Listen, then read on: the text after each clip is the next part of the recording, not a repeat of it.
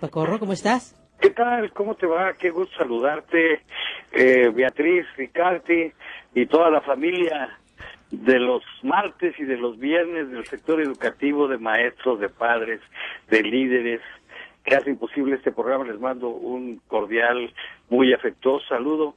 Y bueno, pues quiero inicialmente comentarles que este programa realmente hoy está de luto por la muerte del escritor Carlos Fuentes, acaecida esta mañana, y cuando él tenía 83 años, y su repentino fallecimiento se debió a complicaciones derivadas de una hemorragia masiva, tal vez a consecuencia de una úlcera, según el gastroenterólogo Arturo Ballesteros, quien lo atendió. Ustedes todos, por supuesto, que conocen la vida y obra del mejor escritor mexicano contemporáneo, don Carlos Fuentes, ¿verdad? Es un hombre que le dio lustre, le dio lustre a las letras mexicanas, y la escritora Elena Poniatowska lo considera el mejor escritor mexicano y el que le abrió las puertas al mundo de las letras mexicanas. Y él escribió más de 60 libros, y también él fue embajador de México en Francia en 1968, cargo al que renunció cuando el expresidente Gustavo Díaz Ordaz fue nombrado embajador en España, al que calificó del franco mexicano, lo calificó como el carnicero de Tlatelolco y el chacal por haber masacrado a miles de estudiantes en la Plaza de las Tres Culturas en Tlatelolco el 2 de octubre de 1968. En diversas partes del mundo hay expresiones de pesar, de duelo por la muerte del embajador de las letras. Y en este momento diversas personalidades de la vida política y cultural de México se encuentran reunidas en la casa del escritor, en la colonia San Jerónimo Lídice, en el sur de la Ciudad de México, donde es velado su cuerpo. Y como todos sabemos, don Carlos Fuentes fue escritor, era analista político, de corte totalmente progresista, siempre amante de México, amante de su pueblo, de su cultura. Además, le gustaba el baile, el danzón, el tango.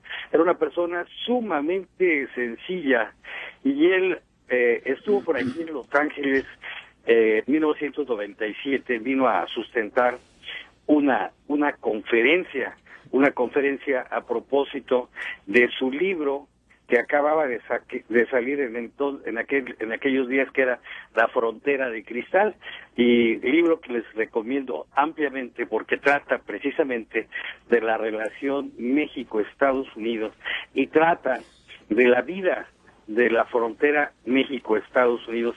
Y en aquella entrevista que le hice, Carlos Fuentes decía que México lo aguanta todo. Es un país botín, es un país saqueado, es un país burlado, doloroso, precioso país de gente maravillosa que no ha encontrado su palabra, su rostro y su propio destino.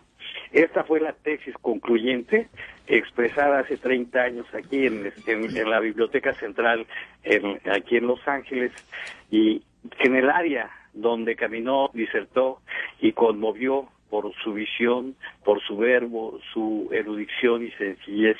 Y dijo puntualmente: a México le irá mal si en la globalización se olvida al hombre, al pueblo y a sus valores.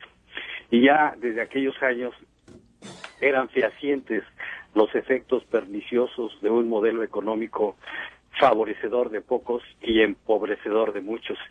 Y en la entrevista, el autor de Gringo Viejo ahondó en su perspectiva y dijo textualmente: si no hay cambios, México, su pueblo, su economía se pueden arruinar y la frontera teñirse de sangre.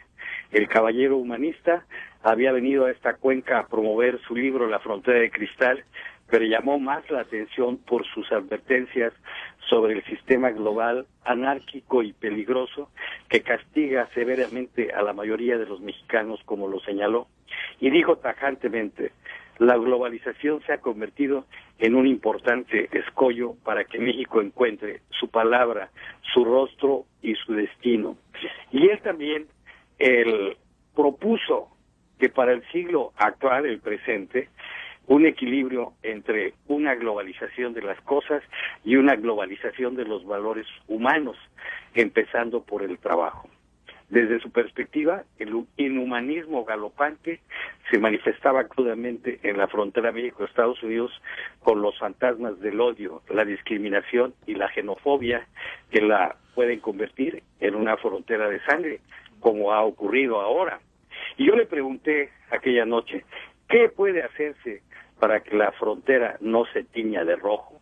Y respondió, se necesita diplomacia, comprensión, entender que hay problemas humanos. Fuentes pensaba que no se estaba tomando soluciones de fondo para atacar el problema de la migración y dijo, se dejan las cosas para que floten peligrosamente. En la biblioteca, el escritor contestó en forma pausada, las más de las veces brevemente, y habló de todo. Por ejemplo, de que Cervantes y el Quijote eran su autor y libros favoritos, puesto que los leía cada año, porque lo llenaban de fuerza y de energía. Explicó, como llenar los pozos vacíos, porque a veces los pozos de la literatura se vacían un poco. De los autores contemporáneos, prefería al estadounidense William Faulkner, a quien acababa de rendir tributo en el Senado francés. Y en la parte final de su disertación, Fuentes leyó lo siguiente: pobre México, pobre Estados Unidos, tan lejos de Dios, tan cerca uno del otro. Y bueno, en una de sus últimas reflexiones, al ver la situación actual de nuestro México, dijo que la realidad actual rebasa la capacidad de la literatura a menos que se tenga perspectivas.